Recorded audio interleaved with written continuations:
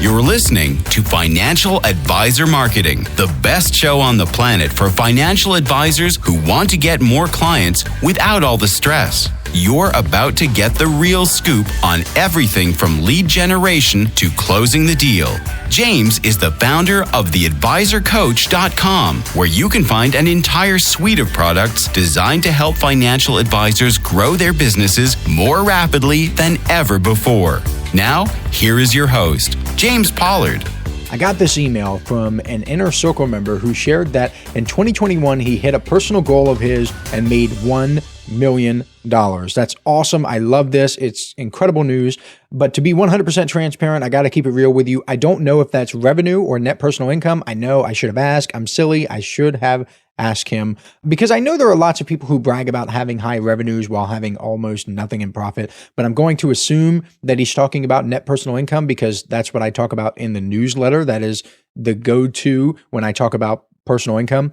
And the reason he shared this with me was because I started the January issue by saying that whatever you made last year should be your new baseline. And that may be difficult for him if he has seen such a surge in income. It may be difficult for you if you've doubled, if you tripled, if you quadrupled your income. If 2021 was your best year ever, you're like, holy smokes, how am I supposed to make this my baseline? But you would be amazed at what the human brain can do to maintain a comfort zone. And if you've created a new comfort zone with your current income, you'd be surprised at what could happen in the future. He said the biggest change he made was fully embracing my idea of building marketing assets, which is what we're going to talk about in this podcast episode, because it's such a powerful concept and you can use it to A, increase your income, B, decrease the amount of time you work, or C, both. Now, here's a disclaimer. I am not saying you will get the same results. I'm using this as an example only. Your results will vary based on your situation and your unique circumstances. All of this is for informational purposes only. That's it. Got it? Good. Here's a quote from Robert Kiyosaki that I think will lay the groundwork for what I want to discuss today. The rich buy assets. The poor only have expenses. The middle class buys liabilities they think are assets. The poor and middle class work for money. The rich have money work for them. Money can be an asset that works for you. You can have your dollars make more dollars. As a financial advisor, you already know that money invested in the stock market is working for you to earn more money. For example, Coca-Cola has been paying dividends for decades. At the time of this recording, Coke is paying 42 cents per quarter, which works out to be 42 times 4 is $1.68 per year. If I bought the stock back in 2010 when it was $30, that means I am now receiving a 5.6% yield on cost. And that's only going to increase as they increase the dividend over time. And in this case, my money is working for me through the asset that is my Coca-Cola stock. Do you think the marketplace cares where I get my $1.68? No. It doesn't care that I got it through earned income or through dividend income. It only cares that I have it. So if I wanted to spend that money without having assets, I would be forced to get it by working with my labor. I would be forced to get it through earned income. Now, what's even cooler is I don't have to spend the dividend. Coca-Cola gives me a dividend. I don't have to spend it. I don't have to take it and consume it and give it back to the marketplace. I can take that dividend and reinvest it back into Coca-Cola stock, which will earn even more money. I will have money earning money. The same is true in marketing, because the same way that the poor and middle class, they're stuck in this paycheck to paycheck cycle, many financial advisors get stuck in a metaphorical paycheck to paycheck cycle with their marketing. They're constantly working, constantly hustling, constantly creating without building assets to work for them. If you're trying to figure out new ideas all the time, or if you're always looking for ways to reinvent the wheel in your business, you are not building assets. You are stuck on the treadmill, my friend. I personally don't want to be creative. I know a lot of people look at me and they're like, wow, James, you're so creative. We love the images that you put out. We love your ads. We love the way that you run the advisor coach. I wish I could be that creative. Look, I'm not creative. I don't want to be creative. I want stuff that works, and I want it to work as quickly as possible in order to minimize my time investment, because time is the one thing that you can never get back, or it's one of the things that you can never get back once it's invested. I want to maximize the use of my time by getting the maximum out of it, out of the time invested, out of my investments. I want to squeeze every last drop out of that investment lemon. And the only way I can do that is by creating assets. So what are some examples of this? Well, a specific example that the Inner Circle member gave me was that he stopped treating his website like an online brochure and instead started making it work for him 24/7, 365. And by the way, a lot of you are treating your LinkedIn profiles as online resumes. You don't want to do that. You want to treat your LinkedIn profile as an asset as well. But let's get back to the website thing. You would be amazed at how well your website can perform when you begin treating it like an income generating asset. Let's say you own a piece of real estate. That's another asset, right? And your cash flow decreases in 1 month. You probably want to know why, right? Did the water heater break? Did the air conditioner break or what? What happened? You would investigate. But when websites stop working, most people don't investigate. A big reason for this is that they don't know. They don't know that the website stopped working at all because they don't track it. You wouldn't treat other assets that way. You don't make your investments by throwing money at anything without examining it and watching it. So why would you do that with the thing that is designed to bring in more appointments and more clients for your business, to make money for you, to increase your net personal income? Why would you do that with your website? It's crazy to me.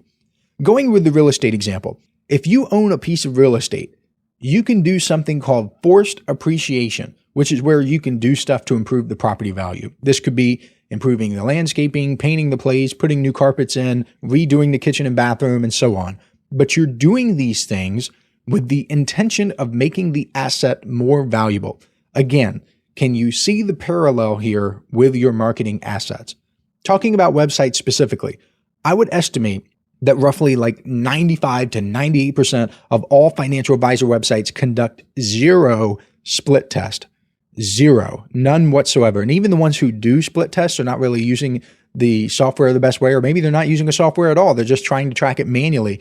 But when you do a split test, you can force appreciation, because if you test one headline against another and there's a clear winner, you can change that headline and see an immediate improvement in the response of your website. It's just like painting the place and increasing the amount of equity and the asset that is real estate, like a house or a duplex or a triplex or multifamily or a commercial property.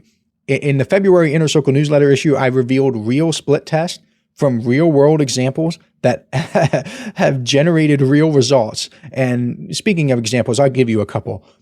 There was a 2-minute headline tweak that led to 638% more leads for a Medicare site. There was a landing page change, which generated 91% more PDF guide downloads for a life insurance site.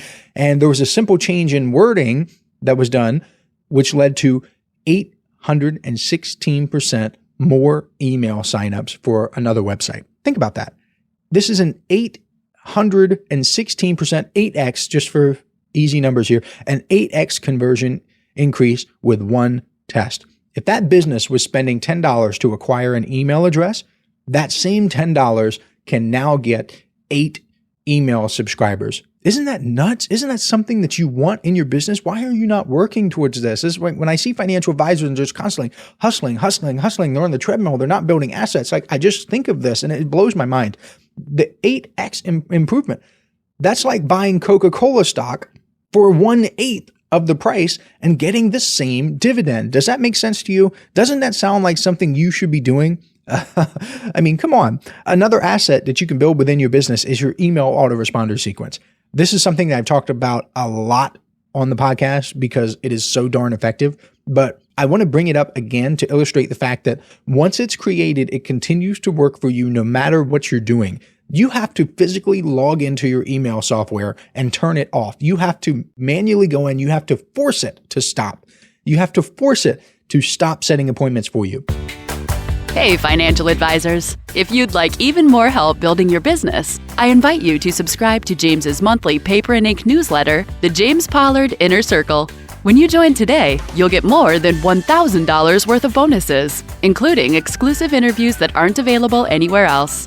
Head on over to theadvisorcoach.com/coaching to learn more. How long does it take to create an email autoresponder? Let's say that you spend a total of 20 hours building the thing.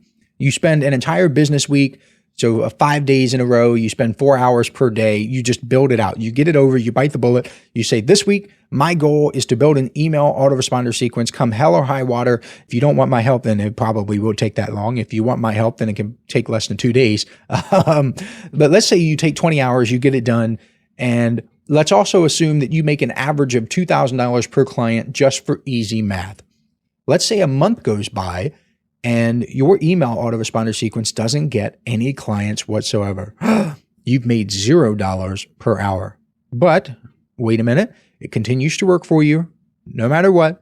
You have to go in and turn it off yourself. You have to force it to turn off. So it continues to work for you. Another month goes by and you get one measly little client for $2,000 or $2,000 per client, just for easy math here.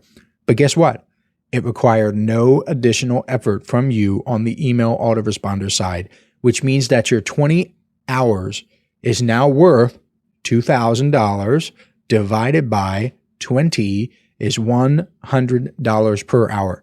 Then a whole year goes by and your email autoresponder sequence has given you 10 new clients. Nothing crazy, nothing extreme, nothing wild. I know there are people out there who promise that they can get you 4 quadrillion new clients in 6 nanoseconds or less. Here I am telling you something. I'm giving you real world examples, walking you through something that actually works. And it's like 10 clients a year. Okay. But what happens?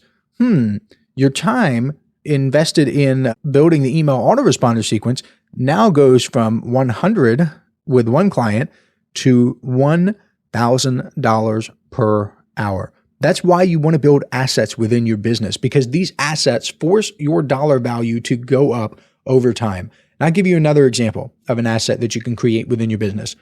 It can take some time to create this, but I promise you that it's worth it once you have a winner. It's direct mail. Let's say that you create 3 separate campaigns and they take you 30 hours to create. So 10 hours each, you create one campaign, you create a second, you create a third, 10 hours each, a total of 30 hours. Of those 3, only one is a winner.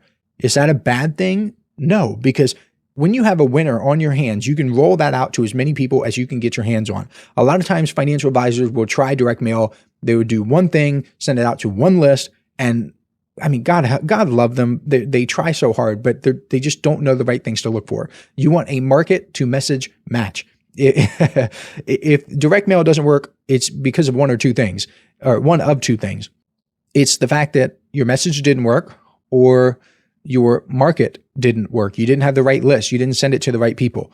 I give this example a lot on the podcast, but if you're mailing an Omaha Steaks mailer to vegetarians, it's not going to work because you don't have the market to message match. And I mentioned the February newsletter issue, so I have it on my mind right now. It made me think of this.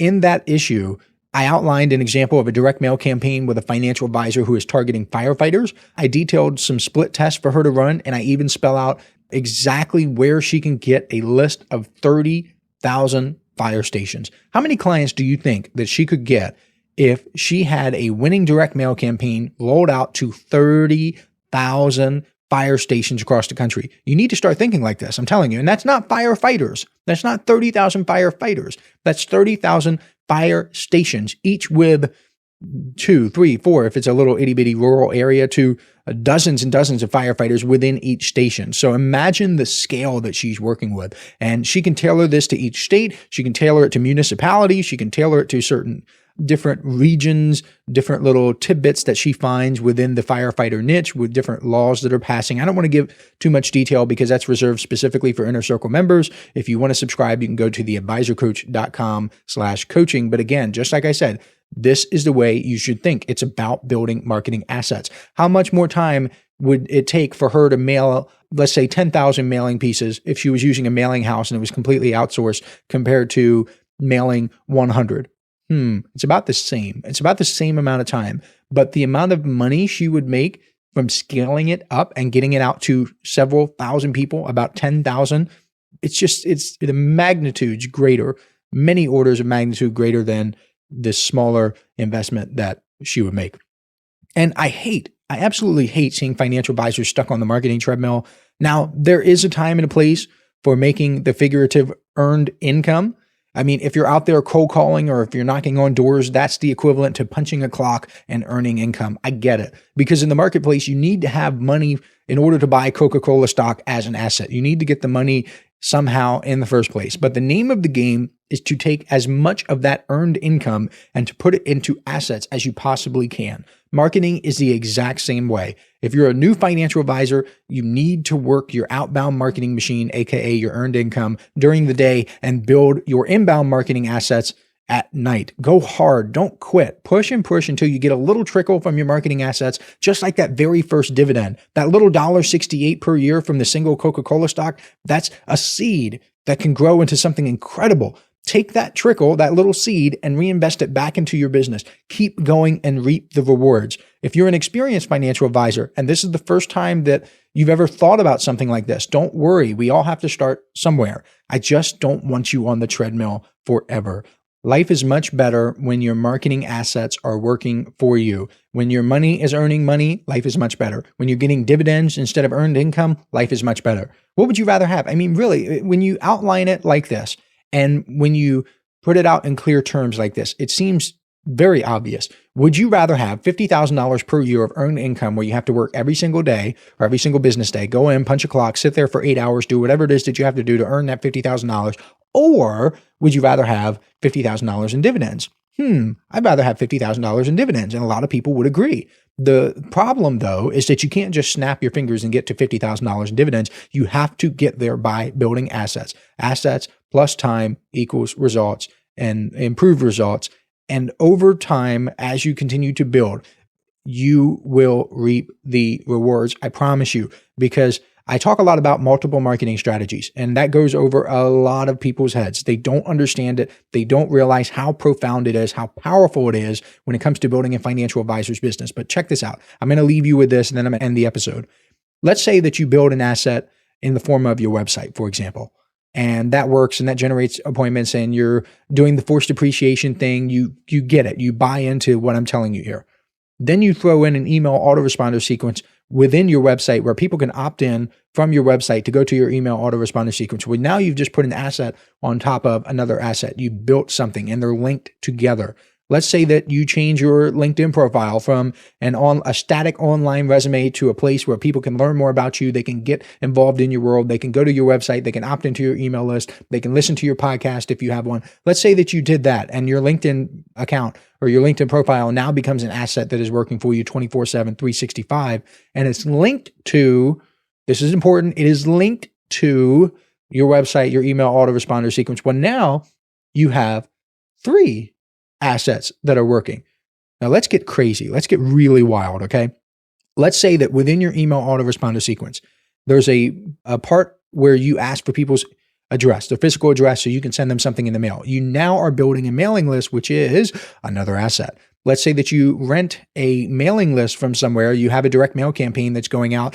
And one of the calls to action in your direct mail campaign, maybe it's a follow-up postcard, maybe it's your original mail package, sends them to a webinar, sends them to your LinkedIn, sends them to some other asset. You now have assets working to create the forced appreciation within each asset. That's kind of like Coca-Cola stock working with Apple stock to make it more powerful. And then Apple stock works with your Home Depot stock to make that more powerful and to pay you more dividends. And those dividends pay you more dividends. It's never ending. It's incredible. Once you get it, it's like seeing for the first time. And I hope this has been eye-opening for you. No pun intended. I know I'm talking about seeing for the first time. In my opinion, this is one of the most valuable podcast episodes I've ever done because this is such an important idea. It is something that can change everything about how you approach building wealth in your life and in your business. If you like this kind of stuff, be sure to leave a review wherever you're listening. It helps the podcast, and I can't do this sort of thing without your support. I want you to know I appreciate you, I care for you, and I want to see you win. I'll catch you next week. This is the podcastfactory.com.